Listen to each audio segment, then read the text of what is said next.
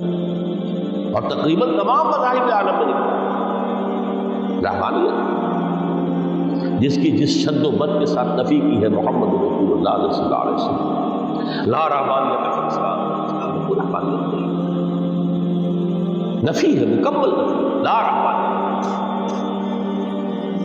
فرمایا کہ النکاح من سنتی، یہ میری سنت ہے، میرا طریقہ ہے، گھر گھرستی کی زندگی اختیار کرنا یہ میری سنت ہے۔ 3 صحابہ پر کچھ اسی طرح کا غلبہ ہو گیا۔ صحابہ میں ہر طرح کے لوگ تھے، ان میں وہ لوگ بھی تھے کہ جو بڑے ریشنلسٹ تھے، عقل کے حوالے سے بات سمجھنے والے۔ حضرت عمر کو ہم کہہ سکتے ہیں کہ سر خیل تھے رضی اللہ عنہ۔ تو درویش بدشلو، کچھ پر یہ تقویٰ کا اور درویشی کا بہت زیادہ غلبہ ہو گیا تھا، مغلوب الحال ہم نے کہہ سکتے ہیں۔ حضرت عبداللہ ابن عمرو بن العاص رضی اللہ تعالیٰ عنہما، ایک عجیب سائملٹینیس کنٹراسٹ ہے باپ اور بیٹے میں۔ عمرو بن العاص بہت بڑے سیاستدان، مدبر، عرب نے چوٹی کے جو 3 سیاستدان پیدا کیے ان میں سے ایک عمرو بن العاص ہے، واریر، کانکرر، سیاستدان۔ لیکن عبداللہ ابن عمرو بن العاص بالکل درویش، روزانہ روزہ ساری رات کھڑے، نہ بیوی سے کوئی سروکار، نہ کسی سے کوئی۔ حضور کو اطلاع ملی،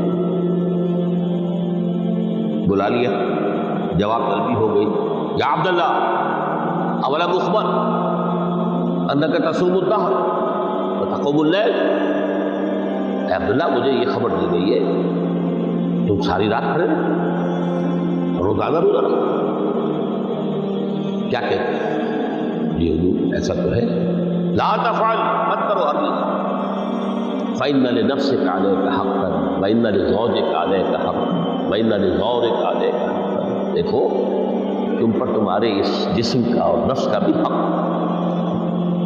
اسے آرام بھی دو، اس کی ضروریات بھی پوری کرو، اس کی دیکھ بھال بھی کرو، یہ بھی تمہارے پاس امانت ہے۔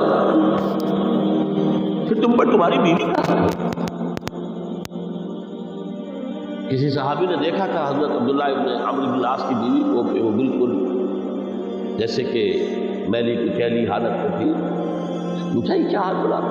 کہا کہ آپ کے دوست کو تو غرض ہے ہی اس سے، ظاہر بات ہے مسلمان بیوی اور اس کے لیے وہ سگھار کرے، شوہر ہی کو کوئی دلچسپی نہ اس سے غرض ہی نہیں۔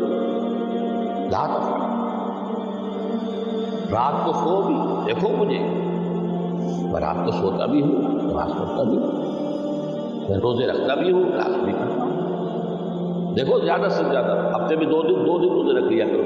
حضور مجھے اور تھوڑی سی اجازت، اچھا 1 دن ناگا، 1 دن صوم داؤد، اس سے آگے کی اجازت۔ اسی طرح 3 حضرات سراسر رحمت آتا ہے حدیث میں، بخاری شریف کی روایت ہے، ان پر بھی کوئی ایسا غلبہ ہوا رحمانیت کا، ترک دنیا کا۔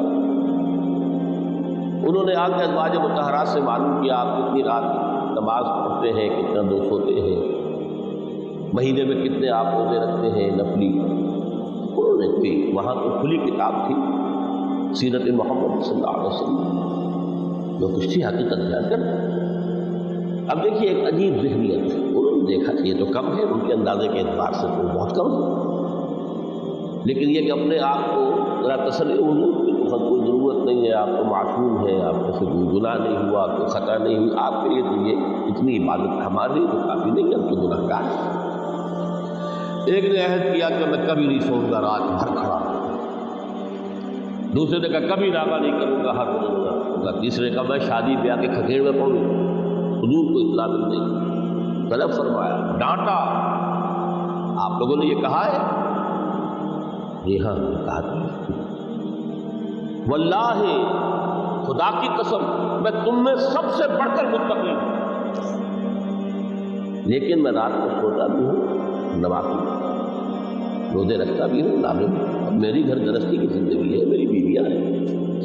من رغب عن سنتی فلیس منی، یہ ٹکڑا جو جوڑ دیا جاتا ہے نکاح کے خطبے میں اس حدیث کے اس ٹکڑے کے ساتھ، یہ 2 علیحدہ حدیث ہے بالکل، النکاح من سنتی اور یہ ٹکڑا اس طویل حدیث کا ہے، من رغب عن سنتی فلیس منی، جو میری سنت کو پسند نہیں کرتا پھر اس کا مجھ سے کوئی تعلق نہیں۔ یہ تو میں نے احادیث کے حوالے سے آپ کو جو منفی طرز عمل، گریز، دنیا سے تعلق منقطع کرنا، پسپائی، گریز، فرار، اور اس کا نتیجہ کیا نکلتا ہے کہ دنیا پھر شریروں کے لیے رہ گئی، کھیلیں کودیں عیش کریں۔